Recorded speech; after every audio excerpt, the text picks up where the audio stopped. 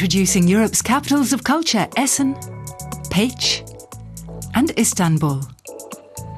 3 cities that span Central Europe from Western Germany to the tip of Asia. Our journey begins in Essen, which is hosting the event with the entire Ruhr Valley. This is the Zollverein, a living monument to the region's transition from a coal mining heartland to a centre of culture. The museum connects the past with the present in fascinating ways. Video projectors are the latest attraction, bringing to life the coal mining process of bygone days. Joachim Seifert spent 26 years as a miner. Now he shows groups of youngsters around.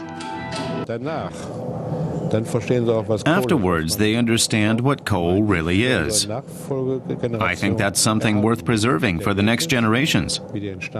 We tell them how coal is formed, how it's mined. They see everything from the sifting to the final processing. 20 kilometers away in Duisburg, and the Marxloh district is trying to cast off its bad reputation. For years, Halil Özet has fought against the area's negative image. His initiative to promote Marxloh has been welcomed by local businesses.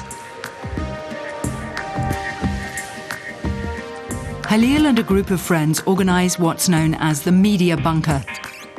Halil is a cameraman by trade. The others are musicians and media professionals. They're using 2010 to participate in a programme called Next Generation.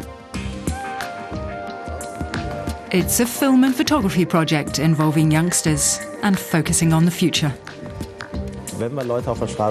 We look for young people on the streets, the kind you think will never make it without encouragement. And we approach them and ask them to hang out with us and listen to our discussions. It gradually takes on a dynamism of its own, and they get involved and they develop their own interests.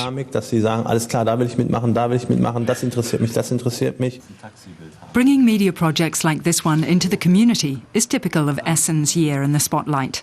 The organisers are keen to get people involved. It'll be doubly exciting for Halil. Turkey is his second home, and Istanbul is also a European capital of culture and the next stop on our journey.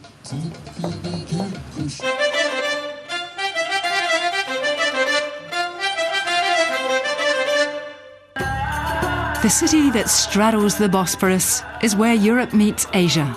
Istanbul is a city of contrasts with a unique blend of Eastern and Western lifestyles. The Greeks, the Romans and the Ottomans all left an indelible mark.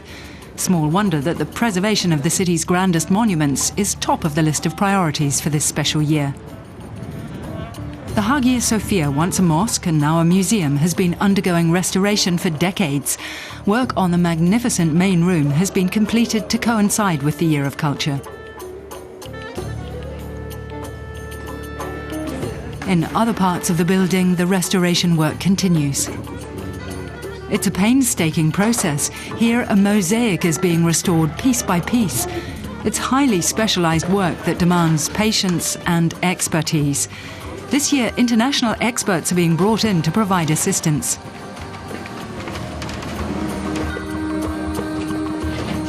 The Ministry of Culture and Tourism had a scientific committee for Hagia Sophia, and we worked with them. How can we proceed? What's the priority of this structure? So that's a new thing to program first and go on the restoration works. The nearby bazaar is relatively quiet. There are few cultural tourists right now, but that's expected to change towards the middle of the year. Many of the traders are optimistic. Of course. I dream of things being a lot cleaner and much better. When Europeans come here, they're going to see a completely different world, and maybe they'll get to know us Turks better. Istanbul's young and pulsating music and art scenes are also expected to attract visitors in 2010. But the focus of the events is clearly on the wide variety of Istanbul's cultural legacy.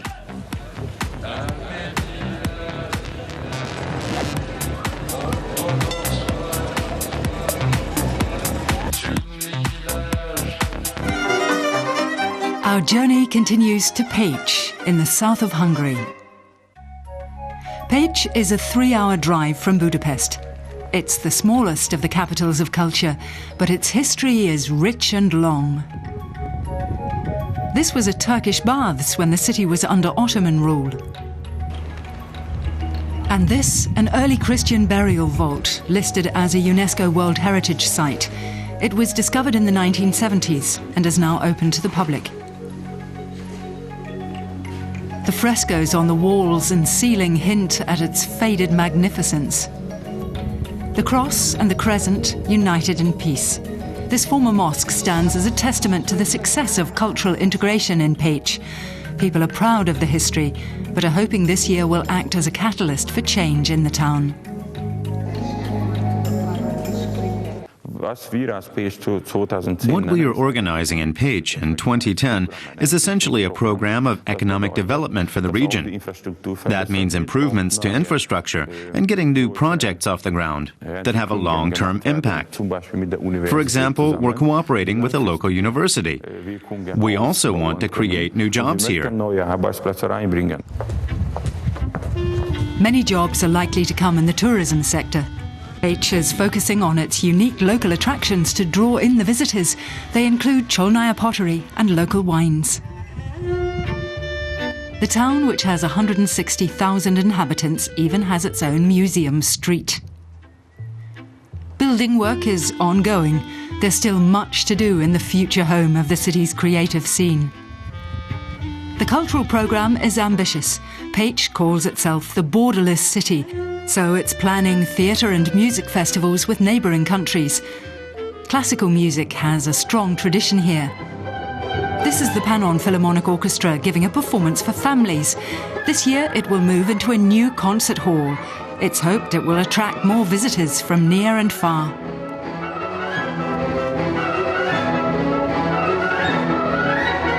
It's a kind of also of heritage because we experience that in many cases the people and many people are leaving the classic concert halls. So we have a kind of goal in front of us to keep as much as we can a closer and closer relationship to our public and to build up also our future audience. Pécs, Istanbul, and Essen. Very different cities united under the banner of European Capital of Culture 2010.